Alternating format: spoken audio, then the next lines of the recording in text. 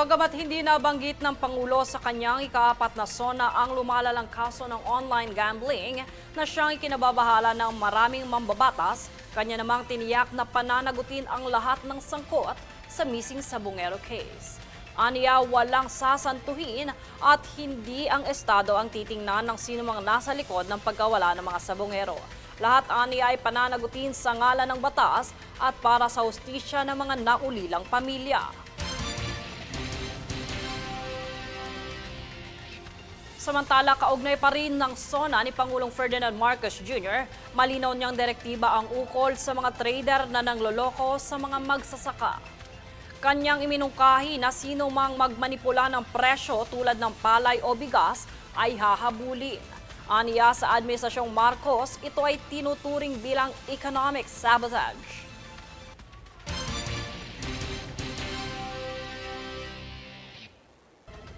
Sa naganin pa ring SONA ni President Ferdinand Marcos Jr., lubos niyang pinasalamatan ang ilang Arab states para sa pagbibigay ng clemency sa mga Pilipinong nakulong sa kanilang bansa. Payag ng Pangulo, mahigit 600 Pilipino ang napatawan ng clemency ng United Arab Emirates, Qatar, Bahrain at iba pang estado sa Middle East. Samantala, pinaabot niya rin ang pasasalamat sa Oman para sa tulong na ibinahagi ito sa mga Pilipinong na hostage ng mga rebeldeng Houthi sa Yemen. Gayon din, dahil sa ating masigasig ng pakikipag-ugnayan, sa loob ng 3 taon, nagawaran ng kapatawaran ang mahigit 600 kababayan nating nahatulan dahil sa sari-saring paglabag sa batas sa ibang bansa, lalo na sa UAE, sa Qatar, sa Bahrain at sa iba pa.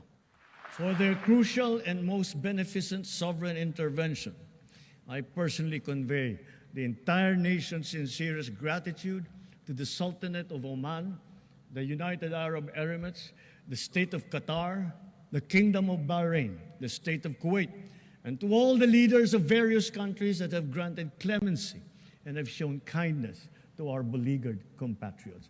Maraming salamat po. Thank you very, very much.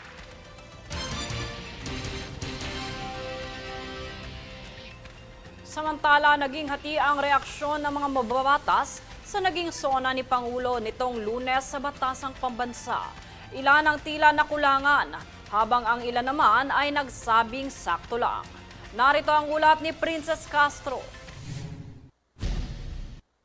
Hati ang reaksyon ng mga mambabatas sa talumpati ni Pangulong Ferdinand Marcos Jr. sa kanyang ikaapat na State of the Nation Address o SONA nitong Lunes sa Batasang Pambansa.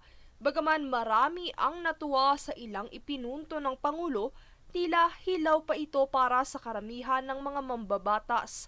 Sa panig ni mamamayang Liberal Party List Representative Laila De Lima, bagamat maganda ang naging talumpati ng Pangulo, ilan sa mga datos ang tila nagmarka ng kwestiyon. Medyo balanse kasi nga may mga parte na maganda, lalo na yung sa dulo. Kaya lang yung sa mga positive, para it remains to be seen. Tingnan natin, yun ba talaga mga datos? At yun ba talaga yung katotohanan? Manipis, ganito namang inilarawan ni Senator Risa Hontiveros ang SONA ng presidente patungkol sa mga manggagawa. Walang pagbanggit sa wage hike. Manipis itong SONA tungkol sa ating mga manggagawa. Bukod dito ay marami rin anya ang mga paksang hindi nabanggit, partikular na rito ang usapin sa online gambling na ayon sa senador, ito'y missed opportunity.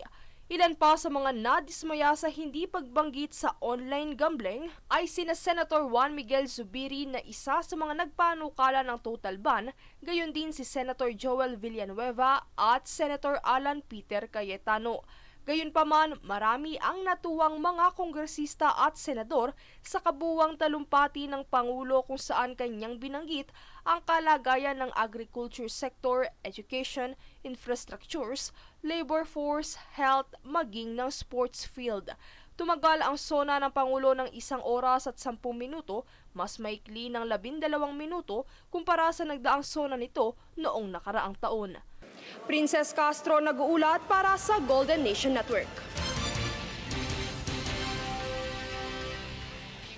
Matapos naman ang ikaapat na sona ni Pangulong Ferdinand Marcos Jr., hindi nadismaya ang ilang mga kongresista sa mga isyong kanyang tinalakay at mga proyektong kanyang nais ipatupad sa bagong yugto ng Kongreso. Para sa detalye at tunghayan ng aking ulat. For me, that is excellent. Very truthful. Very truthful. He was able to share all the accomplishments and he was able to share as well yung mga shortcomings ng administration. No? Ito ang naging pahayag ni Batangas 2nd District Representative Jervie Luistro matapos tanungin ukol sa naging sona ni Pangulong Ferdinand Bongbong Marcos Jr. Aniya nararapat rin ang minungkahi ng Pangulo na ibalik sa LOA ang pamamahala sa tubig. Bukod pa rito, ayon kay ML Party List Representative Laila de Lima, aniya ang pinakamagandang pahayag ng Pangulo rito ay ukol sa flood control. Binigyan din niyang nararapat isulong ang pananagutan sa mga sangkot sa korupsyong nagdudulot ng problema sa baha at mga anomalya sa water districts. Panagutin yung mga opisyal, kasama na yung mga kontraktor, yung sa bakit ganon. Sa bilyon-bilyon ang mga ginasta sa flood control projects, pero ganyan lagi. Wala namang nakikita tayong parang proof. Umaasa din ang kongresista na magkakaroon ng konkretong epekto sa masa ang mga nasabing pahayag sa kamakailang sonang naganap. So yung mga good sides, yung mga positive, yung iba doon parang mahirap pang paniwalaan hanggat makita talaga natin at maramdaman ng ordinaryong mga mamamayan na meron mga ganon na mga magagandang proyekto. Samantala, ang naging rating naman ng SONA para kay Manila 3rd District Representative Joel Chua, 8.5. Dahil nakita naman natin, no, marami naman siya mga natalakay talaga na napakahalaga. At yung mga inaantay kong marinig, narinig ko. Kagaya po yung problema natin sa baha. Yung binanatan niya, itong mga programa sa flood control, isa pa yung problema sa yung isa kanyang stand sa Isabong. ika ng kongresista, kinagagalak niya din ang free wifi para sa mga mag-aaral at natalakay ang halos pangangailangan ng bawat sektor. Sang-ayon din rito si Lanao del Sur 1st District Representative Sia Alonto Adjong dahil sa naging bahagi sa expanded coverage ng PhilHealth na natatamasa ng mga mamamayan. Sa kabuuan, naging sentro din sa nasabing SONA ang pagmumungkahi ng Pangulo na isantabi na ang pagkakaiba at magkasundo lalo na sa tungkuling sinumpaan para sa taong bayan. Jade Buhoy, nag-uulat para sa Golden Nation Network. Samantala, makaraan ang ikaapat na SONA, isa sa nagpahayag si Lanao del Sur 1st District Representative Sia Alonto Adjong na inaasahan niyang matalakay sa mas malalim na aspeto ang ukol sa epekto ng isabong, kung saan kaakibat nito ang matinding epekto sa mental health. Aniya, umaasa siya na bigyan ito ng mga polisiyang sumusugpo sa mga matinding tulad na lang ng pagbaba ng e-gambling. Ayon pa kay Batangas 2nd District Representative Jervie Luistro, inaasahan nilang umangat ang kalidad ng edukasyon sa bansa mula sa mababang antas hanggang sa kolehiyo. Pahayag din ni ML Party List Representative Laila de Lima, kinakailangan pa ng karagdagang ebidensya ukol sa mga probisyong hatid ng PhilHealth. Paglilinaw niya na kinakailangan makita ang epekto ng mga serbisyo sa bayan at hindi lang nananatiling plano. Nakulangan din ako na kahit gano'n na matapang nga siya pagdating dun sa mga pondo sa flood control projects and other infrastructure projects. Parang wala siyang binanggit tungkol sa intelligence and confidential funds. And then wala rin nabanggit tungkol sa human rights and also sa kalahatan ng good governance.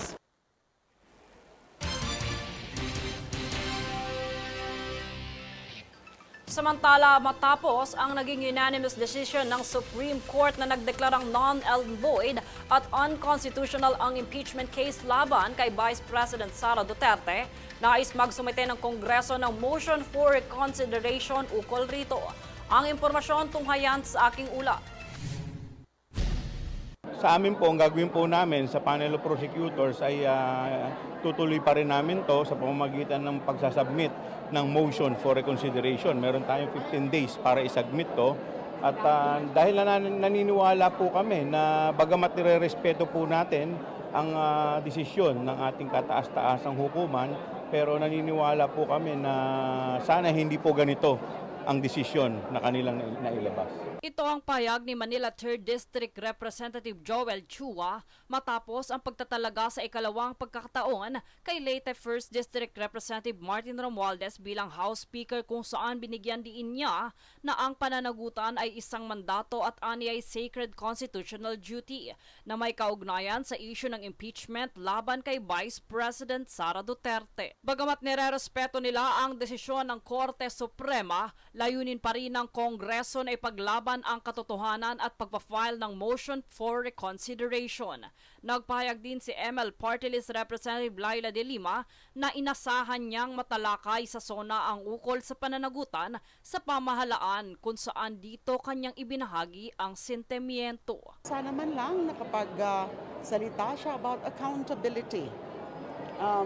Dahil nga dun sa naging desisyon ng Supreme Court. Hindi ko po sinasabi na parang sisingilin niya yung Supreme Court, but at least say something about how important, how significant yung accountability. Kaugnay naman sa naganap na SONA ni Pangulong Ferdinand Marcos Jr., aniya hindi kinakailangan magbigay ng kritisismo o gumawa ng issue sa naging desisyon ng Korte Suprema, pero kanyang inasahan na kahit mabigyan diin lang ang pananagutan sa usapin ng impeachment. Ayon din sa bahagi ng miyembro ng prosecution panel na si Batangas 2nd District Representative Jervy Luistro, sisikapin nilang ma-file ang motion for reconsideration. At patuloy pa rin silang umaasa na maliwanagan ang Korte Suprema ukol sa pagkilala ng kapangyarihan ng bawat sangay ng pamahalaan.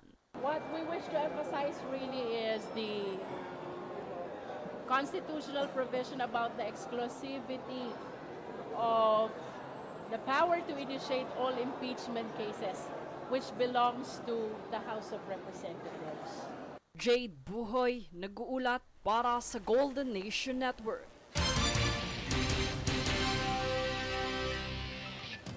Inanunsyo naman ni PNP Chief Police General Nicolas Torre III sa Camp Crame noong Lunes na idadagdag sa option ng 911 hotline ang mental health support. Ayon sa hepe, kung nais na sino man individual na may makausap, maaaring i-dial ang 911 at pindutin ang digit 4 para ikonekta sa mga volunteer groups na handang kumausap sa mga nagnanais ng tulong. Ayon sa kanya, dahil ito sa dumaraming kaso ng suicide sa bansa. Dagdag ni Torre, batay sa mga datos mula sa Enero hanggang Hunyo ngayong taon, nasa 2,000 ng mga Pilipino ang nagpapatiwakan. Ang ilan sa mga rason ay biktima ng physical at online bullying. Kung may gusto lang kayong kausap, choice number 4. That will be for mental health. Yung press 4 na may gustong kausap ay we are in talks now with various groups and volunteers na pag may isang tao na nag-dial ng 911 at pinindot ang number 4, siya ay ko-connect ng ating operator sa mga groups na kausap natin na handang tumanggap ng mga tawag na yon. Since January to June, in the first half of the year, almost 2,000 Filipinos killed themselves. Suicides. Diyan sa isang syudad kung saan ako naging district director, niraise ko rin ang alarm dahil nung aking tenure sa isang buwan, merong 15 na nagpakamatay. That is 1 every 2 days.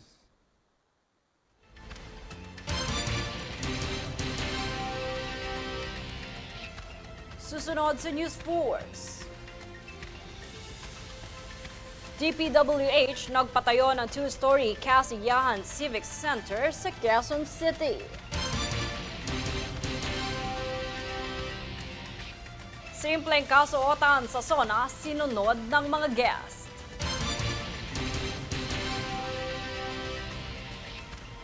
Thailand at Cambodia sang-ayon sa ceasefire kaugnay ng deadly border conflict. Manatiling nakatutok para sa higit pang mga balita sa pagbabalik ng News Force.